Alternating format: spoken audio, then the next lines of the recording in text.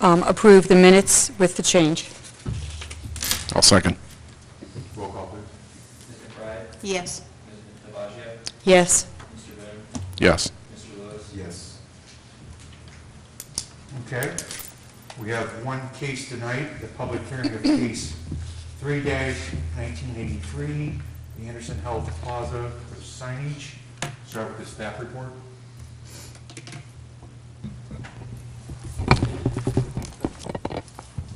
Thank you. This is a major modification request for the final development plan for case 3-1983. The applicant is Pete Thomas with Distinctive Signs, and he is representing Eastside Investment Properties, who is the property owner. The location is at 7691 5 Mile Road, and the zoning there is 00, which is planned office. And what that means, in 1983, with the zone change, a final development plan was approved. So any request, a minor request for any changes not consistent with the zoning resolution but don't necessarily contradict the approving final development plan, any specific conditions, is considered a major modification and up for review by the zoning commission. So specifically tonight for this property, the applicant is requesting an increase in the square footage for their wall signage allotment for 2 new wall signs. One on the 5 Mile Road frontage and then one on the Beachmont Avenue frontage. And we can go through the 2 signs, and actually the increase of the size of the one on 5 Mile Road is still compliant with zoning. Zoning in the 00 district allows for 40 square feet per facade. So the proposed sign on the 5 Mile Road frontage is 27 square feet, and then on Beachmont Avenue the applicant's requesting 71 square feet. So this is the site location map. Let me get my laser pointer. So on the top of the slide, this is Beachmont Avenue to the north, and this is 5 Mile Road. This is the the Anderson Health Plaza. This is the actual office building, and then this is the parking garage and the connection between the two. This is a zoomed-in aerial of the site in question. Surrounding uses to the north is IHOP in the Anderson Town Center. To the east is the Anderson Hills United Methodist Church. And then to the south is an office building for the church. And then to the west is the former PNC Bank building, which is currently vacant, and diagonal is the BP station. But as you know, this is at the intersection of 5 Mile and Beachmont intersection. Topography map. This is the current facade. This is the north facade, so this is the side facing Beachmont Avenue. And then on the bottom slide, this is the west facade facing 5 Mile, 7 square feet. So this is a conforming sign. The only other signage on this side of the building is the address sign, which is also permitted. So the sign on the north facade is really the one in question. Then we took some pictures of some signage in the immediate vicinity, one being Chemical Bank, which is located on Beachmont Avenue as well to the west. You can see their sign in the photo.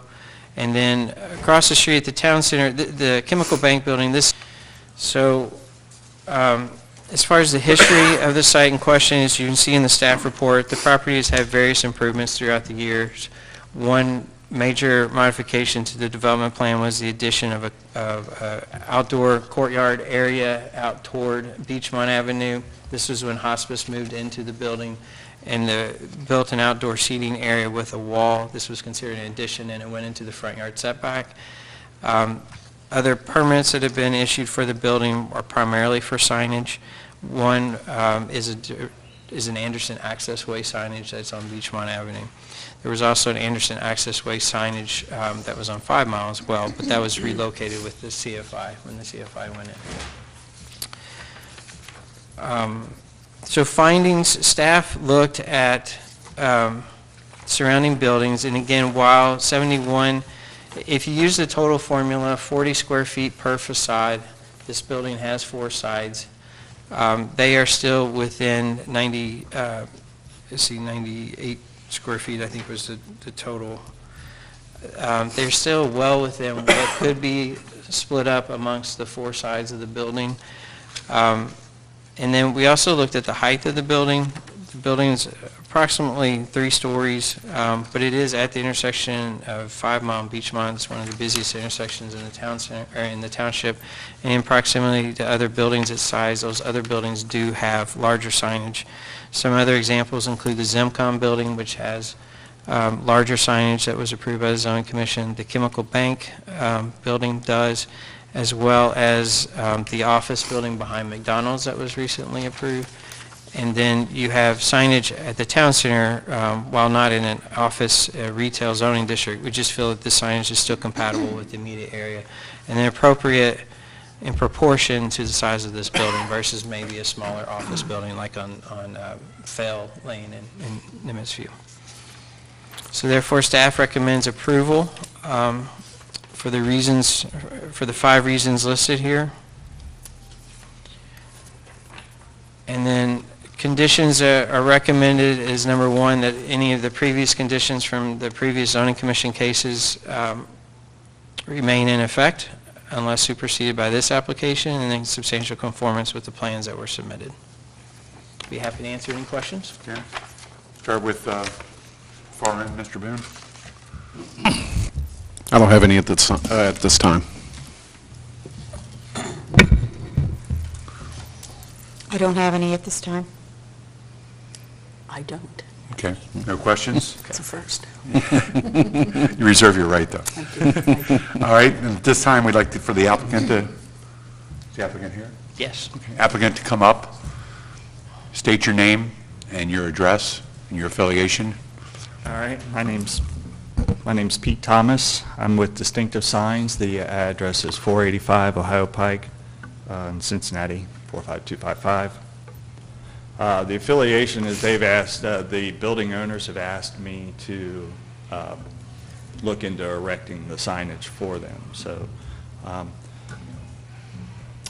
the only other thing that I would add to what Paul has stated was when the continuous turn lane went in to on that corner, the building did have a monument style sign on the corner that had to be removed. Sure. So that's Okay. the only other thing that I would add. Okay, we'll start with Mr. Boone at that end. Any questions? Nope. Very easy. I just have one. Can I ask, why do you feel the sign needs to be so large on the north side?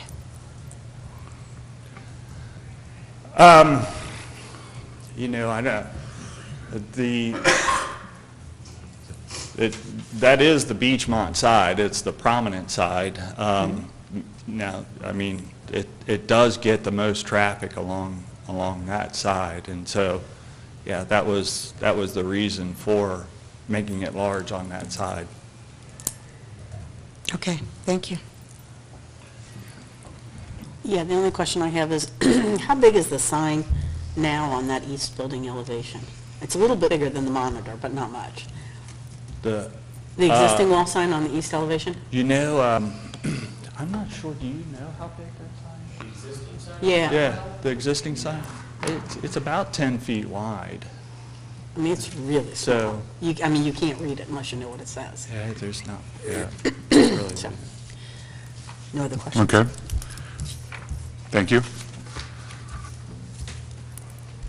Anyone else want to speak in the audience for the applicant? Okay, does anyone want to speak in opposition to the applicant? Okay, at this time, I'll close the public discussion, open up among the commissioners. Anyone want to speak about it? Any concerns, questions, comments? I don't Seems have pretty any straightforward. concerns. Yeah, it's I pretty mean, I think it straightforward. actually will end up looking better with the signage. Yeah. I mean, that south facade is pretty blah, no It is. disrespect. I mean, and this is the way all the office guys are going. They've Sure. got multiple tenants in there that, it's really hard, I'm sure, for them to find, which building is it, and the more buildings we get, the harder it is to find it and so forth. So I don't have any problems with it. Okay, well, at this time, we'll entertain a motion. I I would make a motion that we approve case 3-1983, 7691 5 Mile Road, with the two conditions that are noted in the staff report. Do you have that? Okay. I'll We have a motion. We have a second? I'll second. Okay. Second by Mr. Boone. Mr. Boone, please call roll. Ms. McBride? Yes? Ms. DeBaggio? Yes. Mr. Boone? Yes. Mr. Lewis? Yes. Okay. All right. With no other business, I'm just asked staff if there's a meeting next month. So, yes, plan on a meeting next month, which is March the 26th. And then I did want to make an announcement for April. The original meeting date falls during the American Planning Association Conference, and staff, several of us are going to that. So we would like to move that up to April the 16th, which is the Monday before. I personally have a conflict. Okay. Does anyone?